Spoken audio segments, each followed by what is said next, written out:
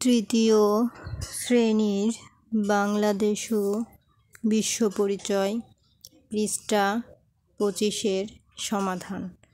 সর্বপ্রথম ক সমাধান করব টিক চিহ্ন এবং তারপরে সমাধান করব খ এর শূন্যস্থান পূরণ, তারপরে গ এর সংক্ষিপ্ত প্রশ্ন এবং ঘ এর বর্ণনামূলক প্রশ্ন।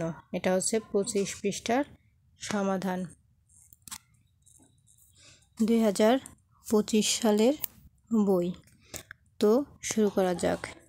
এখানে আছে কতে সঠিক উত্তরের পাশে টিক চিহ্ন দিই। একে আছে শেরে বাংলা একে ফজলুল হক কোন জেলায় জন্মগ্রহণ করেন? ক সিরাজগঞ্জ, খ বরিশাল, গ ফরিদপুর, ঘ রংপুর। সঠিক উত্তর খ বরিশাল। 2 নম্বরে মাওলানা আব্দুল হামিদ খান ভাসানীকে কি বলে ডাকা হতো? ক দেশনেতা, খ বিপ্লবী নেতা, গ শ্রমিক নেতা, ঘ মজলুম জননেতা। সঠিক উত্তর ঘ মজলুম জননেতা। 3 নম্বরে আছে বঙ্গবন্ধু শেখ মুজিবুর রহমান কত সালে 6 দফা দাবির কথা বলেন?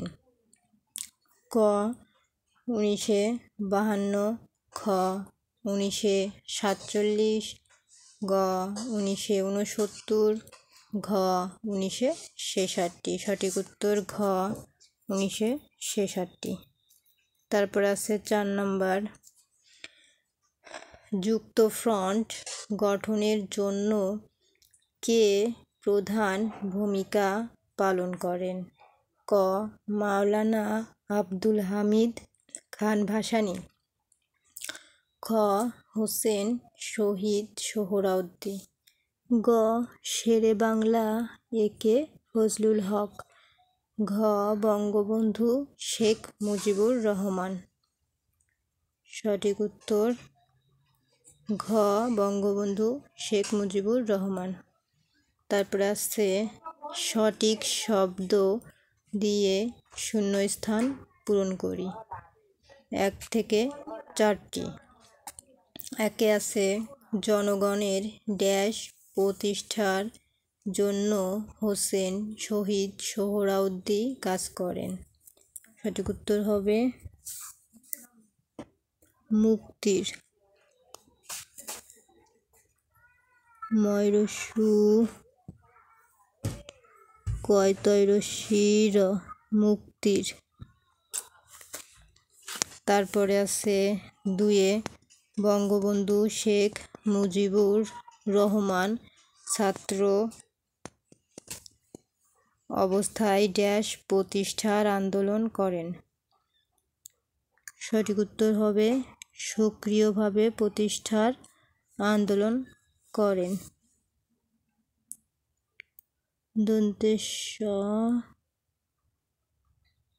সক্রিয়ভাবে সক্রিয়ভাবে প্রতিষ্ঠার আন্দোলন করেন। তারপর আছে একে ফজলুল হক ছিলেন উপমহাদেশের একজন ড্যাশ নেতা, জনপ্রিয় নেতা। বর্গের জ দন্তের ন পয়রফলারস্যি অন্ত্যস্ত জনপ্রিয় নেতা। তারপরে আছে মাওলানা 4 নম্বরে মাওলানা ভাসানী ছিলেন বাংলাদেশের ড্যাশ নেতা। ম বর্গের জ লয়রস্যু ম মজলুম নেতা। তাহলে খ এর সমাধান কমপ্লিট। এখন গ সংক্ষিপ্ত প্রশ্ন 1 থেকে 4টি।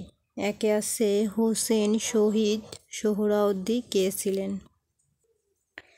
সঠিক উত্তরটি লেখা আছে, দেখাচ্ছি। হোসেন শহীদ সোহরাওয়ার্দী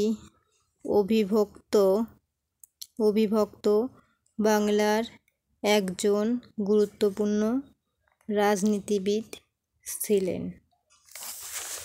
তারপর আছে কারা মাওলানা আব্দুল হামিদ খানকে ভাসানী উপাধি দিয়েছিলেন? মাওলানা আব্দুল হামিদ কৃষকদের জন্য অনেক কাজ করেন, এজন্য ওই এলাকার মানুষ তাকে ভাসানী উপাধি দিয়েছিলেন। তাহলে 2 নম্বর কমপ্লিট। মাওলানা আব্দুল হামিদ কৃষকদের জন্য অনেক কাজ করেন, এজন্য ওই এলাকার মানুষ তাকে ভাসানী উপাধি দিয়েছিলেন। 3 নম্বর বঙ্গবন্ধু শেখ মুজিবুর রহমানের নামে আগরতলা ষড়যন্ত্র মামলা দেয়া হয় কেন? বঙ্গবন্ধু শেখ মুজিবুর রহমানের নামে আগরতলা ষড়যন্ত্র মামলা দেয়া হয় পাকিস্তানের সামরিক শাসনকে শাসনকে চিরস্থায়ী করার জন্য। এই হচ্ছে 3টা প্রশ্নের অ্যান্সার। আরেকটি আছে কেন শেরে বাংলা একে ফজলুল হক ঋণ সালিসি বোর্ড গঠন করেন? মহাজনদের ঋণের অত্যাচার থেকে কৃষকদের বাঁচানোর জন্য ঋণ সালিসি বোর্ড গঠন করেন। এই হচ্ছে 4টি প্রশ্নের সমাধান। এখন বর্ণনামূলক। 1 থেকে 4টি। একে আছে নেতা হিসেবে হোসেন শহীদ সোহরাওয়ার্দীর অবদান লিখি। হোসেন শহীদ সোহরাওয়ার্দীর অবদান: গণতন্ত্র প্রতিষ্ঠা ও অসাম্প্রদায়িক রাজনীতিতে তার অবদান ছিল উল্লেখযোগ্য। এ হচ্ছে 1। 2 নেতা হিসেবে বঙ্গবন্ধু শেখ মুজিবুর রহমানের অবদান লিখি।